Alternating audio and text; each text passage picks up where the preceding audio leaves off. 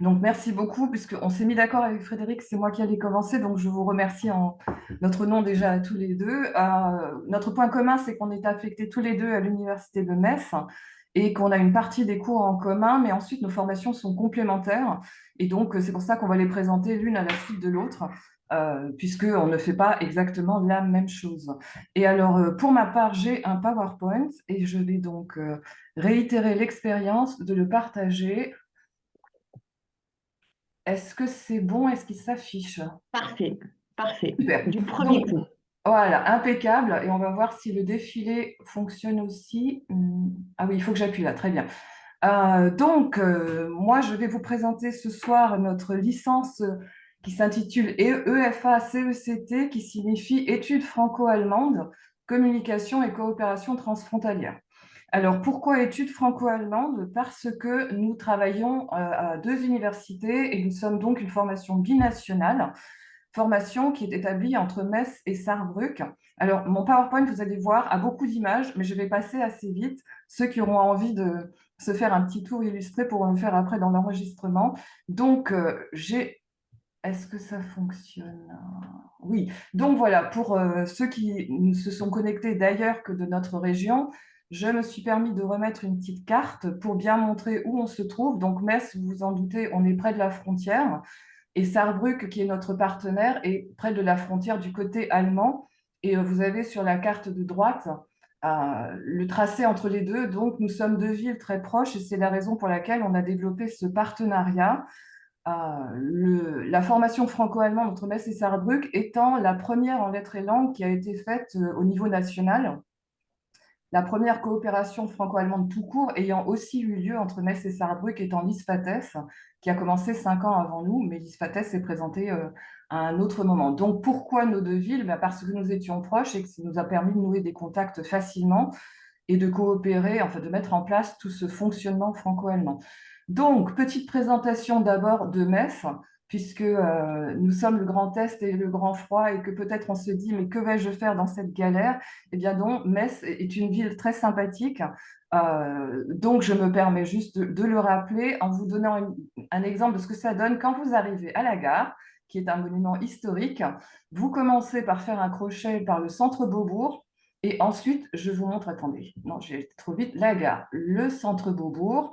Et ensuite, je vais faire très rapidement un défilé qui vous amène à la fac. Donc, vous sortez de la gare, vous arrivez dans le quartier impérial, vous passez devant la cathédrale de Metz, vous passez devant le Temple Neuf, vous enjambez le pont qui se trouve à cet endroit-là, vous vous retrouvez sur notre île, puisque notre campus est sur l'île du Saucy, et vous êtes à l'Université de Lorraine à laquelle nous sommes rattachés. Vous avez donc ici, pour ceux qui voudront par la suite regarder un petit peu le plan du campus, donc vous voyez, nous sommes sur cette fameuse île, et notre campus ressemble à ça, avec en bas à droite l'image du bâtiment principal où ont lieu nos cours. Donc ça vous donne un premier aperçu de Metz et de l'Université de Lorraine. Donc ça, c'est la partie qui est commune entre la formation que Frédéric Teinturier va vous présenter tout à l'heure et la mienne. Maintenant, je vous encore un tout petit passage par Sarrebruck, qui est donc la ville avec laquelle nous travaillons. Donc, Sarrebruck, ça, c'est la place historique et la place la plus enfin, conviviale. Vous avez ensuite le théâtre et les bords de la Sarre, donc c'est plutôt sympathique aussi. Et vous avez l'université qui a la particularité de se trouver en pleine forêt. Donc, c'est un cadre extrêmement agréable avec des bâtiments anciens, puisqu'ils ont repris des bâtiments qui servaient avant aux militaires. Mais ça s'est quand même beaucoup, beaucoup développé depuis la période de rattachement à la France. Et nous avons donc maintenant un campus qui est très grand avec des bâtiments très modernes au milieu de la verdure. Donc voilà. Ça, c'était la petite excursion géographique. Maintenant, on en vient aux études que nous proposons dans ce cadre. Alors, nous proposons une licence française et un bachelor allemand. Donc, nous avons un cursus qui a lieu sur les deux sites. En première année, les Français qui sont recrutés au niveau national et les Allemands qui sont recrutés aussi au niveau national restent dans le pays de rattachement. Donc les Français sont à Metz et les Allemands sont à Sarrebruck, mais ils ont déjà des contacts, évidemment, je dirais avec 70 km de distance et 1 heure de transport, sans parler évidemment des communications maintenant par réseau. Et en plus, ils ont déjà un séminaire commun qui a lieu en partie à Metz, en partie à Sarrebruck, avec 2 enseignants, un de chaque site. Donc une première coopération institutionnelle et des relations de toute façon tout au long de l'année. Ensuite, en deuxième année, la promotion se retrouve en entier à Metz et ils ont cours ensemble, sauf pour des cours qui sont spécifiques, à savoir des cours de culture et de langue du pays partenaire, ce qui est assez logique, puisque les Français donc, ont des cours en allemand et de civilisation allemande, de langue allemande, etc. Et les Allemands ont des cours de français, de langue française, de culture française, etc. Et donc la troisième année, tout le monde va à Sarrebruck.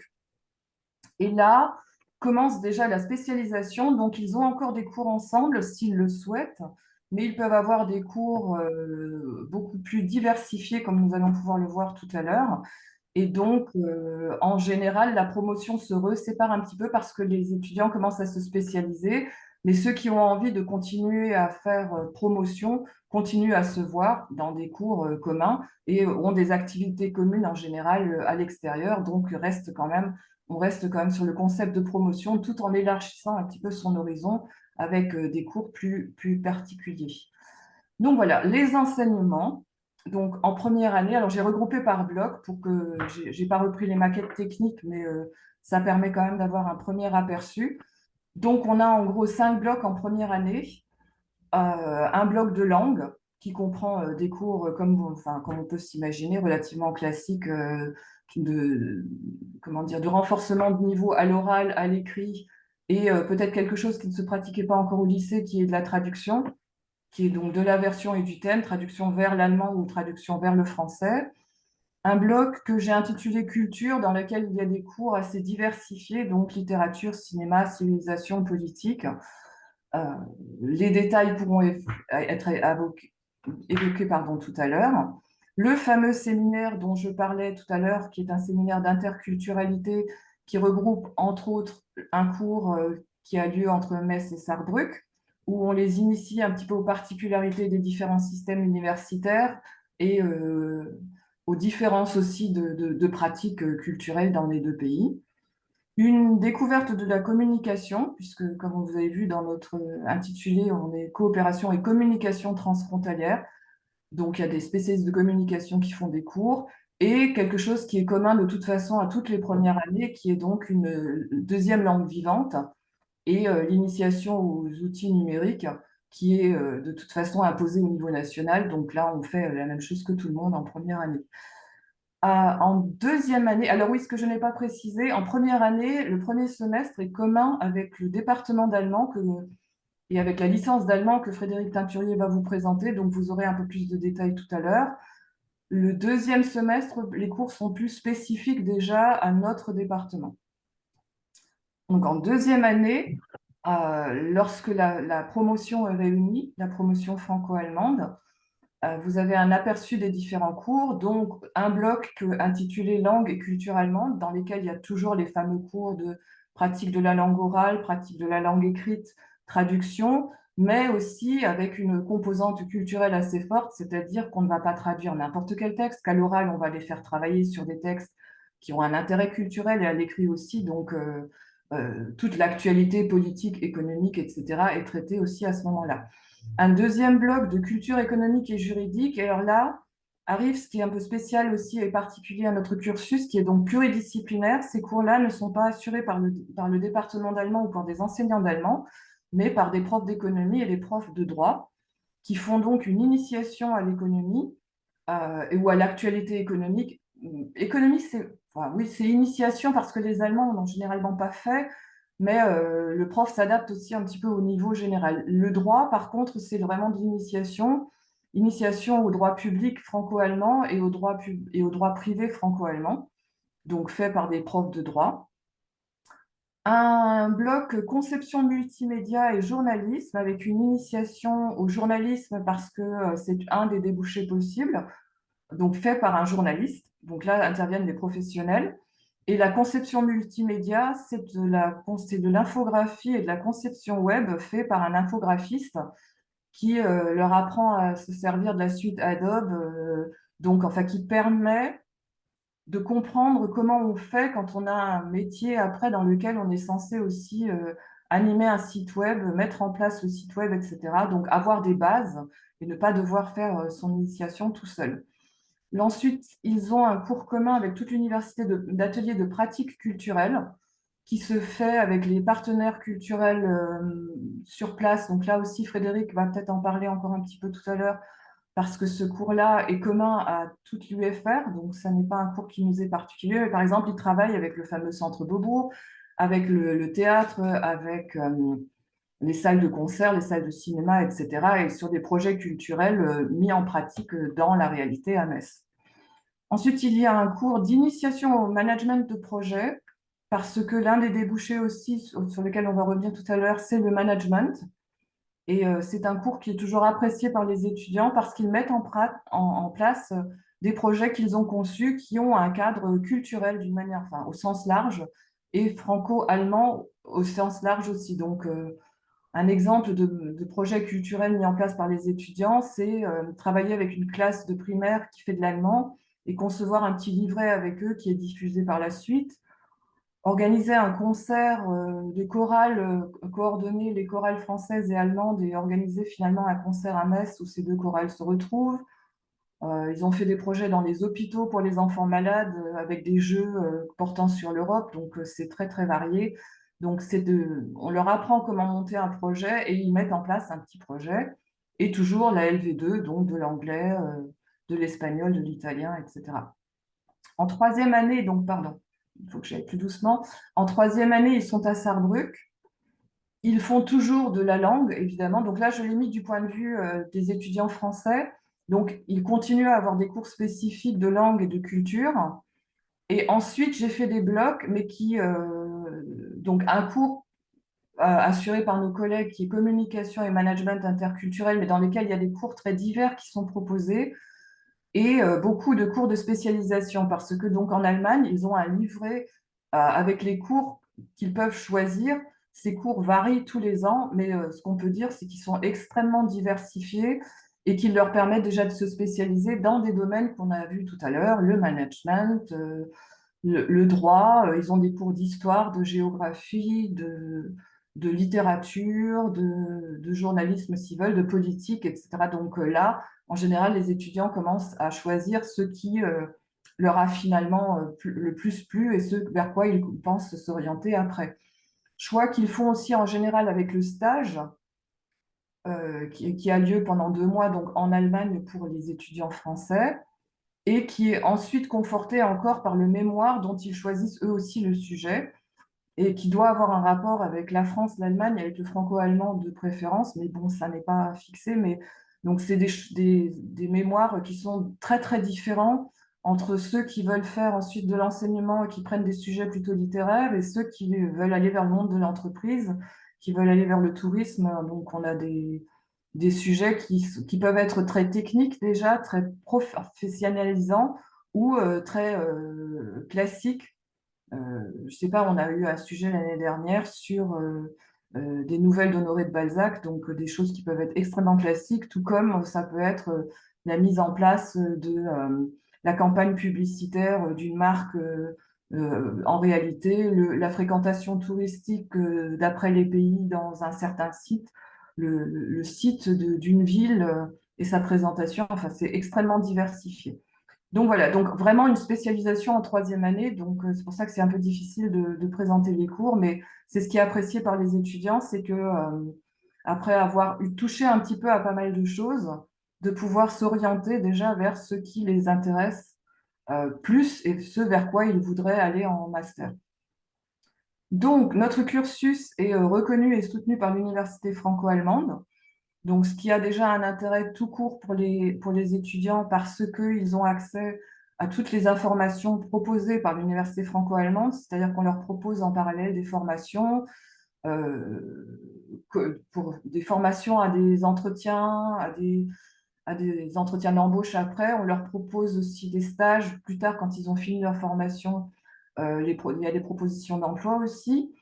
Euh, Ils ont l'année où ils vont à Sarrebruck une bourse de mobilité de 350 euros qui s'ajoute aux bourses Erasmus, donc ce qui est une aide quand même non négligeable l'année où on est en Allemagne. Et en plus du diplôme délivré par l'Université de Metz, donc ils ont une licence française délivrée par l'Université de Lorraine, ils ont un bachelor allemand délivré par l'Université de la Sarre, et l'université franco-allemande délivre un diplôme par-dessus tout ça pour montrer qu'ils ont fait un cursus, ce qui est effectivement reconnu. Pardon.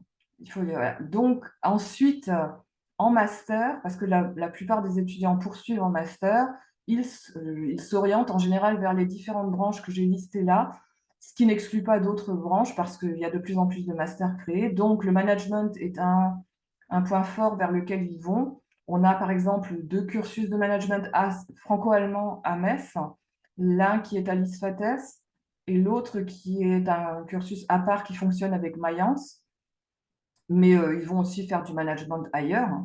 Pas mal d'étudiants vont dans tout ce qui est tourisme, dans des formations spécifiques pour cette branche. On a un certain nombre d'étudiants qui ont été faire des formations de journalisme, notamment celle du QEJ de Strasbourg, puisqu'il y a du journalisme franco-allemand, mais pas que. Et donc là, on a des anciens étudiants qui travaillent actuellement à France 3, dans différents journaux, et qui interviennent d'ailleurs chez Arte aussi, il y en a évidemment. Donc voilà.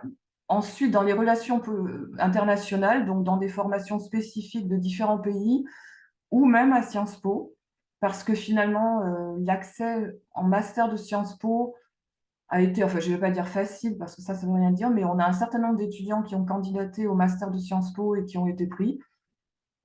Donc, c'est une possibilité à laquelle on ne pense pas forcément si on se dit, je n'ai pas été pris en licence à Sciences Po, je ne vais pas y aller en master.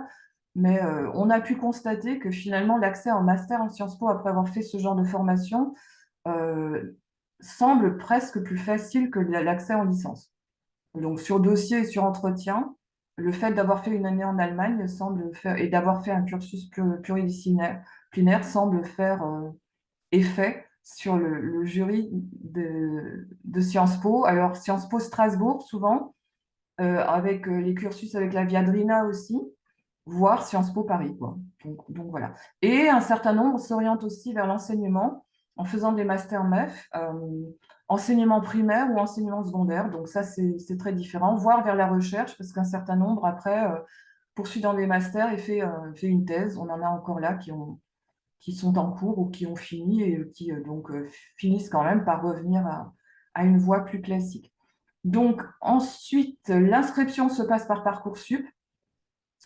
Je vais laisser juste un petit moment la diapo parce que ce qui va être peut-être le plus compliqué, c'est de nous trouver sur Parcoursup. Donc, j'ai testé cette année, si on s'en tient à ce que j'ai marqué là, on devrait nous trouver. Enfin, moi, je nous ai trouvés comme ça.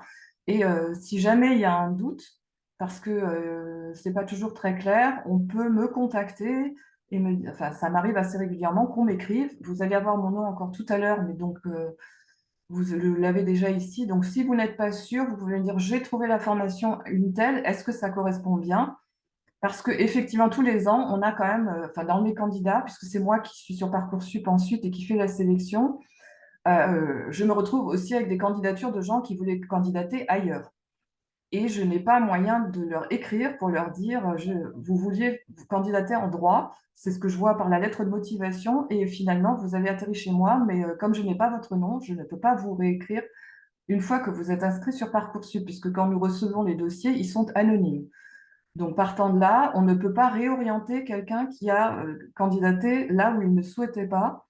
Donc, si vous avez un doute, il vaut mieux demander à ce moment-là à l'enseignant qui est en charge si vous êtes bien inscrit dans la formation où vous pensiez être, parce que sinon, vous allez avoir des refus, vous n'allez pas comprendre pourquoi, et simplement, vous n'avez pas candidaté là où vous croyez candidater. Donc, voilà. En résumé, ce que propose, enfin la spécificité de notre cursus, donc un diplôme français et un diplôme allemand, une formation pluridisciplinaire, un stage en Allemagne ou dans un pays germanophone, l'accès à des masters diversifiés et une année en immersion en Allemagne et 2 ans d'études en groupe binational, c'est-à-dire quand même déjà une forte composante allemande. Et donc, si vous voulez en savoir plus à l'issue de cette présentation Zoom, vous pouvez, en me contactant, euh, me poser soit directement des questions, soit discuter avec une étudiante ou un étudiant. C'est-à-dire qu'il est fréquent que ça vous intéresse aussi un petit peu d'avoir un retour d'expérience par le vécu, aussi de choses où les étudiants sont mieux placés que moi pour vous répondre, à savoir comment est-ce qu'on trouve un logement, comment est la vie étudiante, etc. Et vous pouvez assister à des cours pas que pendant les semaines d'immersion prévues par la fac, mais aussi en étant en binôme avec un étudiant actuel et avec un programme individualisé en fonction de vos disponibilités. Donc ça, c'est comme on n'est pas une filière avec des centaines d'étudiants. Ah oui, ça, je ne l'ai pas précisé. En principe, les groupes, c'est 15 étudiants français, 15 étudiants allemands. Donc, ça correspond à une classe. Et donc, tout le monde connaît tout le monde. Les enseignants connaissent tout le monde par leur nom. Et donc, il n'y a aucun souci pour que, on fasse du suivi personnalisé déjà au moment des candidatures.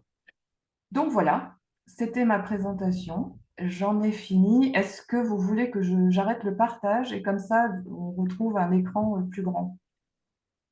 Bon, ce serait peut-être pas mal. Et puis comme ça, Oui, on laisserait la main à Frédéric Teinturier. En tout voilà. cas, merci beaucoup. Ça me fait penser, j'étais à Berlin récemment. On avait rencontré voilà, des personnes à l'ambassade et je leur avais posé la question, est-ce que ça existe des cours d'interculturalité? Et ils m'ont regardé avec des yeux ronds en disant, ben non, ça n'existe pas. Et là, Là, il ça y en m'a a. confirmé que bah, ça peut Ouais. exister. En fait, ça existe parce que, en fait, il y avait une chaire d'interculturalité. Les études interculturelles étaient une des très grandes composantes historiques de Sarrebruck. C'est-à-dire que D'accord, le concept a été créé par l'enseignant de Sarrebruck qui est à l'origine de la filière. d'accord, d'accord. Voilà. Donc, son concept, c'était Interculturelle Communication. Et jusqu'à la retraite, il a fait ça. Et il y a quand même encore une certaine tradition de cela, avec des Ok, enseignants qui assurent toujours ça, oui. d'accord. Donc pour ces jeunes terminales qui nous écoutent là, effectivement, ce que ça nous montre effectivement aussi, c'est que chaque université a ses spécificités. Tout à fait, oui. Voilà. Voilà. Merci. Et c'est nous qui vous remercions. Et puis n'hésitez pas, tous ceux qui assistent à la visioconférence, à poser des questions dans le chat. Nous, voilà, on les lit au fur et à mesure, on les regroupe éventuellement, mais on tâche en tout cas d'y donner réponse.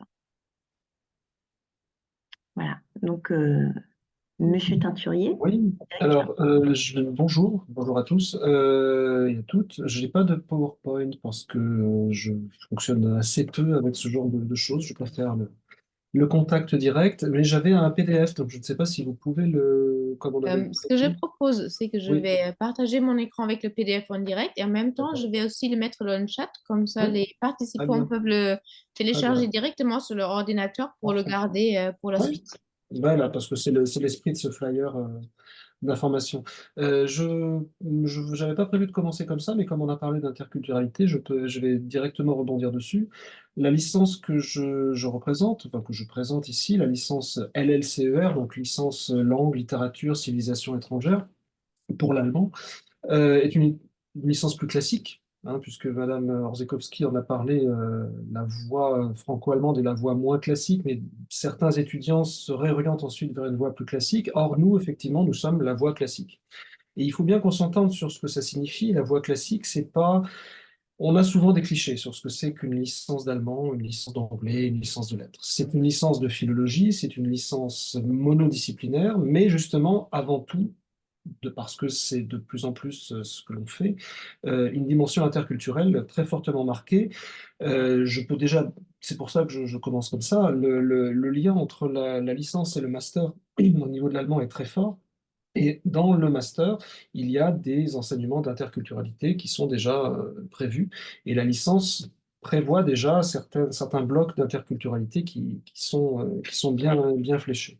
Donc il ne faut pas se présenter devant cette licence d'allemand en se disant, oh là là, une licence pour être prof d'allemand. Alors, bien sûr, c'est la vocation première, ça apparaît d'ailleurs dans le document que je mets à votre disposition. Euh, la voie professionnalisante numéro un, traditionnelle, c'est effectivement de devenir professeur d'allemand. Il faut tout de suite préciser que ça, c'est pas la seule, puisque on a dès la deuxième année, dès le deuxième semestre de la deuxième année, la possibilité de s'orienter vers un parcours professorat des écoles, et que la tradition à Metz est assez fortement ancrée dans cette direction-là, et depuis quelque temps, suivant en cela les préconisations du président de la République qui avait mis l'accent là-dessus, le parcours franco-allemand est très fortement intéressant et très fortement ancré dans les différentes licences de Metz. Je ne reviens pas sur tout ce que Madame Orzechowski a dit sur les charmes de la ville de Metz, j'y souscris totalement. J'ai beaucoup apprécié le parcours depuis la gare, ça correspond tout à fait à ce qu'on peut vivre tous les jours, il n'y a pas de problème. Le campus est très agréable, nous avons les mêmes locaux, campus sur une île, campus agréable en toute saison, moi c'est ce qui m'a toujours marqué. Mais pour être plus concret, la licence d'allemand s'adresse à qui? S'adresse à ceux qui ont envie de poursuivre, parmi les étudiants d'Abibac, de poursuivre leur lien avec cet aspect franco-allemand entre la France et l'Allemagne. Madame Orzechowski l'a précisé, je le redis bien, le premier semestre est commun à nos deux licences. Et ce qui caractérise l'organisation de notre licence LLCE, c'est justement l'organisation en bloc.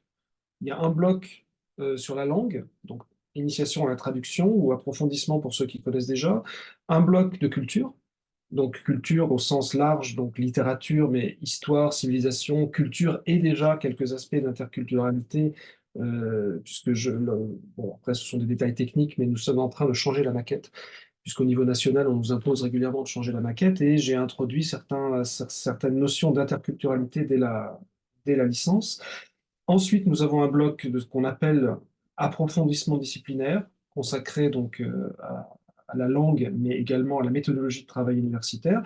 Et comme dans toute licence nationale, puisque nous en dépendons, Madame Orzechowski l'avait très bien, très justement rappelé, le diplôme est national, donc nous avons la possibilité d'adapter certaines choses, mais nous avons un cadre très, très précis. Les deux dernières UE de chaque année de licence sont de nouveau appelés des mineurs, parce que pendant longtemps on n'appelait plus ça des mineurs, mais maintenant ce sont de nouveau des mineurs, c'est-à-dire l'ouverture à d'autres disciplines, à une deuxième langue vivante obligatoire, à l'informatique obligatoire, mais également à un choix très personnalisé. Chaque étudiant peut maintenant, dans ses mineurs, choisir absolument un panel très large de ce qu'il a envie de faire, découvrir le chinois, puisque Metz a cette possibilité d'offrir la découverte du chinois, et également d'autres disciplines vraiment au choix. Alors j'insiste un peu de façon peut-être un peu marquée, mais j'insiste beaucoup sur cet aspect de personnalisation, puisque la licence d'allemand et toutes les licences de Metz ont cette vocation vraiment de travailler en effectif à taille humaine. Hein, Madame Orzechowski l'a rappelé, pour nous c'est pareil. L'effectif que vous avez en groupe, en classe de lycée, ce sera grosso modo le même que vous aurez en classe de licence, en TD comme en cours magistral. Donc la possibilité non seulement d'avoir un accès direct aux enseignants qui vous connaissent, qui vous connaîtront très vite, également la possibilité de discuter avec les enseignants et d'avoir très rapidement la possibilité de vous intégrer en tant qu'étudiant et de faire en fonction de vos envies vraiment personnelles. Les objectifs qui sont les nôtres en licence sont, comme je l'ai rappelé bien entendu de façon classique, la voie de l'enseignement secondaire et primaire, donc professeur des écoles, et l'orientation ensuite en fin de licence pour ceux qui le souhaitent vers les concours de recrutement et les parcours de master MEF. Donc MEF, c'est métier de l'enseignement et de la formation. Mais il faut bien rappeler que dès la première année ou la deuxième année de licence, la possibilité est offerte de personnaliser sa formation et de s'orienter vers des choses qui ne sont pas uniquement l'enseignement primaire, secondaire ou supérieur. Il y a la possibilité d'avoir en troisième année, alors encore une fois, la nouvelle maquette va légèrement changer puisqu'elle est en cours de validation, mais jusqu'à présent, et on va continuer dans cette voie-là, il y a la possibilité de s'orienter vers les métiers du livre, hein, l'édition, la bibliothèque, la documentation, les métiers de l'information. Les métiers de la culture sont également tout à fait intéressants pour les étudiants de licence d'allemand. Et bien entendu, on l'oublie un petit peu souvent parce que ce n'est pas le même métier, mais tous les gens qui s'orienteront vers la traduction, l'interprétariat, auront eu une licence LLCE dans leur bagage d'une manière ou d'une autre. Donc, en résumé, parce que je pense que le plus important, c'est peut-être après de voir les questions qui vont se poser, une formation tout à fait classique, mais surtout personnalisable. Il ne faut pas, je pense, trop insister sur les clichés qu'on peut avoir sur une licence classique justement, mais on a de plus en plus ici, la volonté dans un cadre restreint, dans un cadre à taille humaine justement, de faire non pas toujours à la carte, puisque comme je vous l'ai dit, on a un cadre national et un diplôme national dans lequel nous sommes obligés de nous insérer, mais on a la possibilité de voir avec chaque étudiant ce qui lui convient le mieux et de l'orienter vers des unités, vers des blocs de compétences qui sont à chaque fois adaptés aux besoins et aux envies des uns et des autres. Je termine juste en faisant la publicité pour la suite, un peu comme Madame Orzechowski l'a fait. Notre licence est bien entendu adossée à un master, donc à deux masters en fait. Nous avons le master MEF, donc des métiers d'enseignement, donc direction le professorat des écoles et le métier de professeur d'allemand. Également un master recherche, un master trinational, hein, qui est cette fois donc adossé à deux autres universités, Luxembourg et Sarrebruck. Donc master et groupe de recherche très actifs dans l'interculturel et également dans la recherche germanistique de façon plus technique et plus précise. Pour d'autres questions, donc je suis à votre disposition bien entendu, et puis je vous invite à aller voir les documents qui vous ont été mis à disposition. Voilà.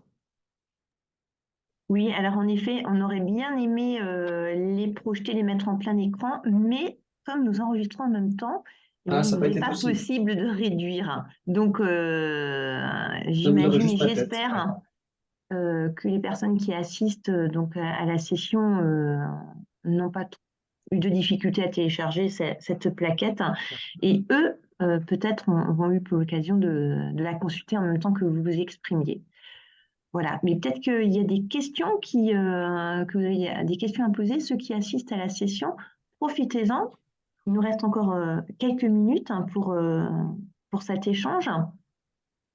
Moi, j'ai peut-être une première question. C'est une question qu'on pose souvent pour d'autres cursus, à savoir, est-ce qu'il y a, lorsque vous consultez les dossiers, est-ce qu'il y a des spécialités absolument nécessaires pour être pris voilà, dans les licences que vous représentez l'un et l'autre? Si je peux me permettre de commencer, non, non, il n'y a aucun souci à avoir. Le prérequis pour intégrer la licence d'allemand, c'est d'avoir fait de l'allemand et d'être intéressé par les formations et les parcours qui sont proposés. Donc, il est évident que ça s'adresse avant tout à des gens qui ont fait de l'allemand, mais comme on s'adresse ici à des étudiants donc, de BIBAC et de réseau international franco-allemand, il n'y a absolument aucune spécialisation prérequise. Après, encore une fois, en fonction des envies, des besoins et des projets professionnels, des choses pourront être mises en place de façon très personnalisée. Il est évident que les voies classiques de la germanistique, ça sera la littérature, la traduction, la civilisation et de nouveau, comme on l'a dit tout à l'heure, les notions d'interculturalité sont très fortement marquées, surtout à Metz, où justement, par la présence de cette licence dirigée par Madame Orzechowski de franco-allemand et également par ces différents masters nationaux et trinationaux, vraiment l'accent est mis, quelle que soit votre spécialité littéraire, historique, civilisationnelle, l'accent est mis sur ce lien avec le côté transfrontalier et avec l'Allemagne qui est juste derrière, finalement. Hmm. Et vous avez des effectifs limités à 15 personnes, tout Non, comme... non, c'est pas limité à 15 personnes, on a moins, D'accord. on en a plus. Notre capacité d'accueil est supérieure. J'insiste sur le fait qu'il y a de petits effectifs, hein, puisqu'il est évident que depuis quelques années, l'allemand au niveau universitaire dépend des flux d'étudiants qui viennent du secondaire, et les flux d'étudiants du secondaire en allemand étant ce qu'ils sont, il est évident que nos effectifs ne sont pas depuis des années à la hausse. Mais c'est un aspect, à mon avis, avant tout positif. On a chaque année des retours très positifs de nos étudiants qui nous disent on est comme des coqs en pâte, c'est-à-dire qu'on est face à un groupe d'enseignants qu'on connaît, le département est à taille humaine, la parole circule librement et on n'a absolument pas l'impression d'être un numéro anonyme perdu dans un amphi. Mm. Tout se passe dans un cadre qui ressemble beaucoup au cadre du secondaire, une classe. Là, en première année, nous en avons entre 20 et 25. Mm. Et peut-être ce qui pourrait intéresser aussi les... Ah, pardon, excusez-moi, Oui, je madame. voulais juste dire que moi, c'est pareil. Je veux dire, tout le public à Bibac remplit tout à fait les conditions, quoi. Il n'y a pas ensuite de catégorisation.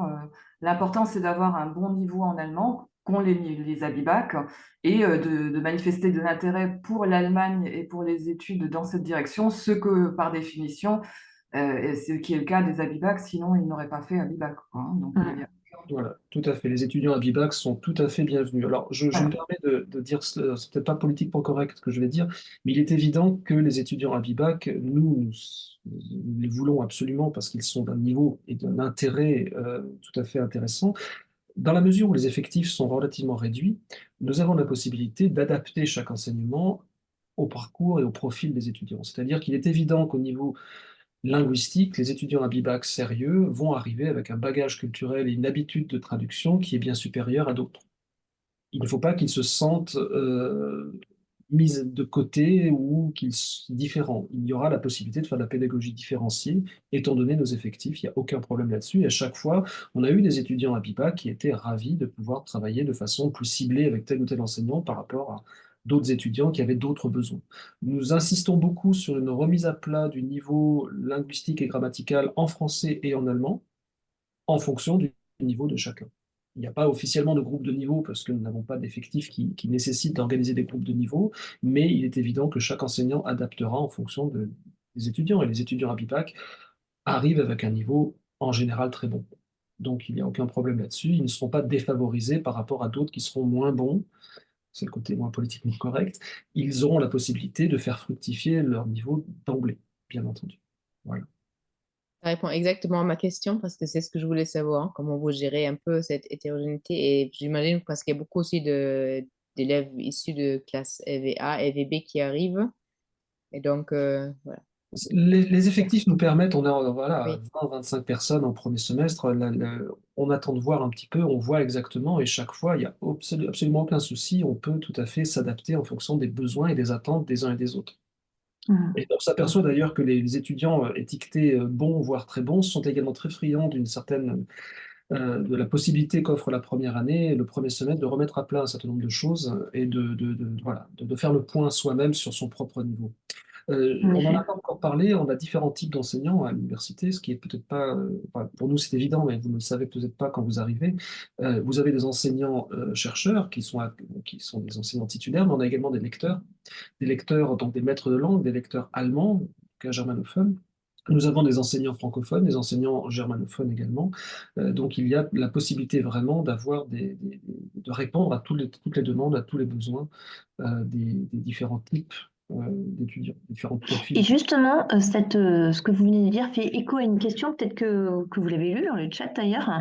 Une personne qui nous demande est-ce que dans ces licences, on apprend uniquement de l'allemand ou du français aussi, Mhm. approfondi en littérature, parce que cette personne aimerait devenir professeur et de préférence de français ou d'allemand, mais qui hésite encore, son cœur balance entre les deux disciplines. Et donc, cette personne semble hésiter. Alors, qu'est-ce que vous Moi, je pouvez nous pense qu'il ne dire? faut pas, enfin, c'est tout à fait normal d'hésiter à cet âge-là. C'est tout à fait normal de ne pas savoir quel est son projet professionnel tout de suite, hein. On n'a pas tous la chance de savoir qu'on est professeur, qu'on veut être professeur d'allemand depuis qu'on a 10 ans.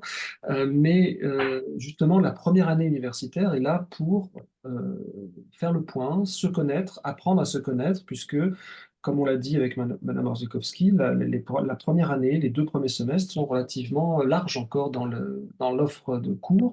Et si on hésite encore entre les lettres, le français ou l'allemand, on aura l'occasion de fréquenter différents types de cours et de discuter aussi avec les autres étudiants plus anciens, avec les enseignants et de voir. On a le temps, on ne perd pas son temps et on ne s'oriente pas tout de suite de façon définitive dans une voie professionnalisante. Les choses sont relativement claires et mises à la disposition, c'est diversifié, c'est pré-professionnalisant assez vite. J'en ai pas parlé parce que c'était assez technique, mais la licence telle qu'elle est conçue au niveau national nous impose maintenant, en fin de 3e année, en 6e semestre, de faire un bilan de la formation, et ce n'est qu'à ce moment-là que de façon relativement définitive, les choses sont faites. Mais si on a choisi des UE mineurs, des unités d'enseignement mineurs qui sont différentes, on peut tout à fait faire jouer cette diversité intellectuelle pendant assez longtemps, hein, il n'y a pas de problème. Mhm.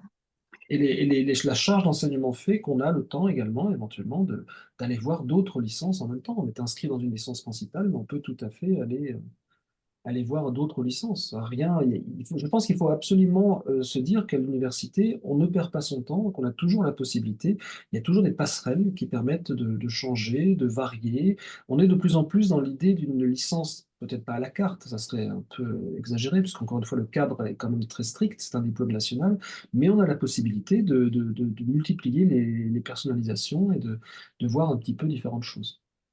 En revanche, il y a une autre question par rapport à l'enseignement en Allemagne qui a été posée. Donc là, j'imagine quand même que vous ne conseillez pas forcément votre parcours parce que si quelqu'un veut, par exemple, enseigner le français ou l'anglais en Allemagne, il n'y a pas de préparation. Donc, je pense que là, Non, c'est quand même un cas. voilà. Voilà, il faudrait orienter vers des parcours en Allemagne ou Ça. avoir les Ouais. licences d'anglais, etc. hein. Donc, Ouais. voilà, pour répondre à cela peut-être directement, donc pour enseigner dans d'autres pays, peut-être ça peut être intéressant pour enseigner l'allemand, d'avoir votre formation, j'imagine. Mais voilà, Mais, pour travailler en Allemagne, c'est très compliqué. Il faudra vraiment faire un parcours sur place en Allemagne ouais, des 2 matières qu'on souhaite enseigner là-bas. ouais, effectivement. Ouais. Et puis, Alors, vous nous avez dit, Madame Orzechowski, effectivement que pour vous, c'était un cursus vraiment binational, une partie en France, une partie en Allemagne. Et la question, donc, pour la licence LLCER, est-ce que les 3 années s'effectuent à Metz ou est-ce qu'il y a aussi une année en Allemagne? Alors non, là, c'est une licence nationale. Le cadre de la licence nationale, pour être validé et habilité par l'université et puis par le ministère de l'Enseignement supérieur, et que le diplôme soit reconnu, il faut que c'est un diplôme national, c'est à Metz.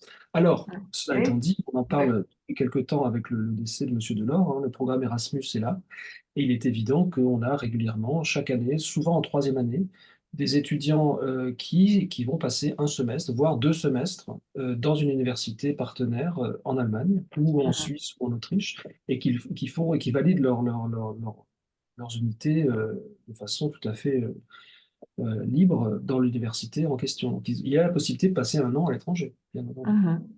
Ça sera validé, on ne perd pas son temps, c'est le principe du programme Erasmus. Alors, sans vouloir faire de la publicité un peu facile, revoyez l'auberge espagnole, hein, on est tout à fait dans cette possibilité-là, et on reçoit également des étudiants allemands qui viennent un peu dans certaines UE dans ce programme Erasmus. Donc on envoie des étudiants et on en a qui viennent, bien sûr.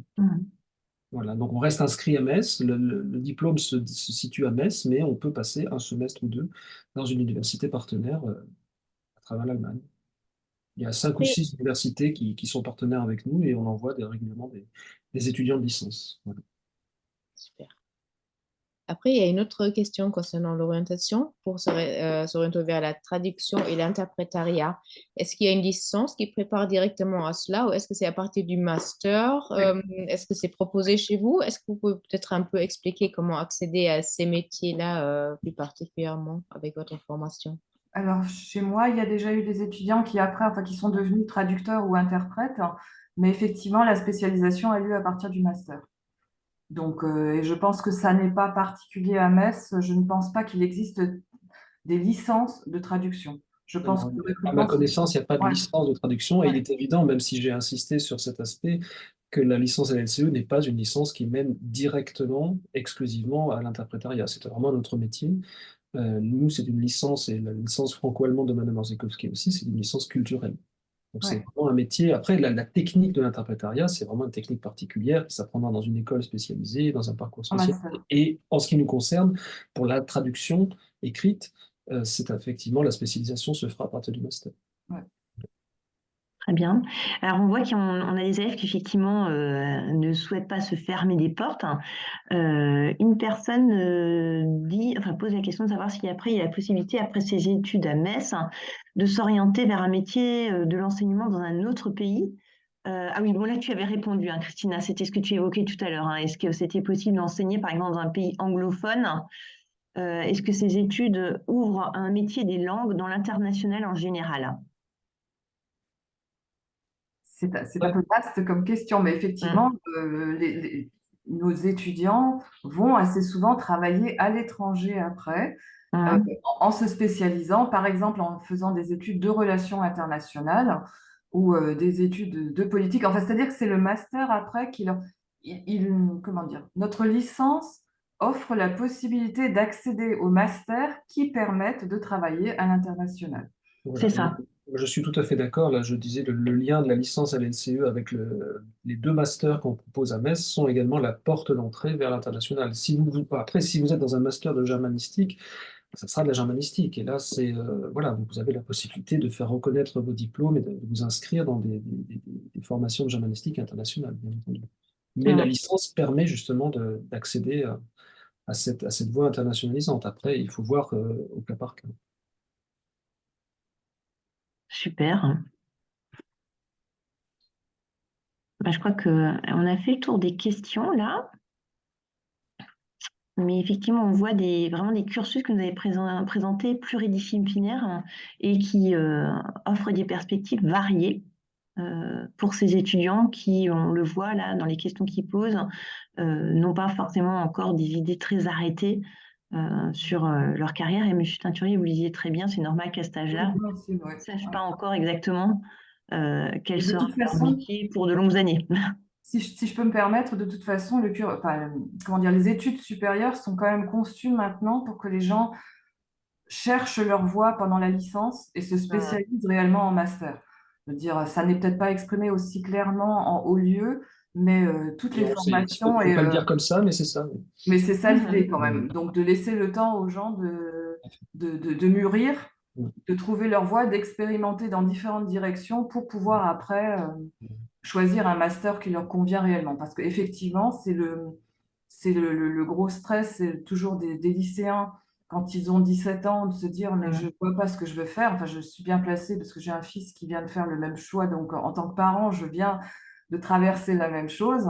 Je sais tout à fait, enfin, dans quel état d'esprit on est quand on a 17 ans et qu'on se dit, mon Dieu, et maintenant, il faut que je fasse un choix qui va tout déterminer. Non, on s'est rendu compte que c'était trop tôt quelque part et que on allait créer un socle avec des connaissances, de préférence pas trop, et je dirais c'est quand même dans les licences qui portent un seul titre, même en allemand, etc. On n'est plus du tout dans le côté pointu et tunnel et on va à une seule chose, mais on fait un socle sur lequel après on va pouvoir en toute tranquillité construire quelque chose et on a le temps d'y réfléchir parce que justement on peut tester des choses et puis ça permet aussi quelquefois d'éliminer des choses, ça peut être intéressant aussi, hein. Se dire, bah, finalement, et puis oui, donc on mûrit et on se spécialise en master. Voilà, je me permets de reprendre la parole. Je souscris tout à fait à ce qu'a dit ma collègue. Effectivement, la licence est de plus en plus l'endroit où on ouvre les portes et où on s'aperçoit lesquelles sont là, finalement, dont on n'avait pas idée. C'est ça. Alors, c'est propre à notre formation. Je pense que Mme Orzechowski a moins ce cas de figure. Il y a la concurrence, entre guillemets, des classes préparatoires qui existe. Traditionnellement, le cliché qu'on a, c'est que la classe préparatoire maintient les portes ouvertes, alors que la fac oriente vers quelque chose de spécialisant. C'est plus du tout le cas. En licence LLCE, et je pense en licence franco-allemand également, la licence est là justement pour expérimenter, pour avoir ce socle commun, pour voir ce qui nous intéresse, pour garder un certain nombre d'options ouvertes et que on voit arriver très souvent en deuxième année, et pas simplement en troisième, mais dès la deuxième année, on voit arriver des étudiants de classe préparatoire qui nous disent, bah, écoutez, finalement, voilà, on s'est aperçu que c'est plus intéressant ce que vous proposez parce que ça nous permet ça nous convient mieux, etc., etc. Alors que justement, la classe préparatoire, de plus en plus maintenant, spécialisées ou spécialisantes dans des voies assez uniques, malgré tout. Alors que la licence et la licence d'allemand, la licence franco-allemande sont là pour garder, oui, un certain nombre de portes ouvertes. Voilà. Dernière chose, parce qu'on me reprocherait de ne pas l'avoir dit en haut lieu, le charme et l'atout de la licence LLCE à Metz, c'est également d'être pilote en matière de LAS. Alors, tout le monde ne sait pas ce que c'est que les LAS, c'est la licence accès santé, voulue et introduite depuis quelque temps par le ministère de l'Enseignement supérieur, à savoir l'idée que vous faites une licence d'allemand, vous êtes en première année de licence d'allemand, mais vous choisissez, vous avez la possibilité, et c'est la seule en France en allemand à le proposer, d'avoir une mineure santé pour accéder au métier de la santé, médecine, paramédicale, infirmière, etc., vétérinaire, kinésithérapeute, etc. Et donc de valider une première année d'allemand et si vous réussissez cette mineure, éventuellement d'accéder au parcours santé et si vous n'y accédez pas, de continuer dans la filière allemande. Voilà, donc il y a cette possibilité également qui est tout à fait intéressante et je suis à votre disposition par voie écrite ou autre pour vous préciser les choses pour ceux qui seraient intéressés éventuellement par cette option un peu particulière. Voilà. Merci beaucoup, parce qu'effectivement, je pense que le nombre d'élèves qui hésitent encore par rapport à la médecine et qui sont à la recherche de cette mineure, effectivement, ça pourrait en intéresser un très grand nombre et je vais en faire l'écho dans mes classes aussi. Merci beaucoup.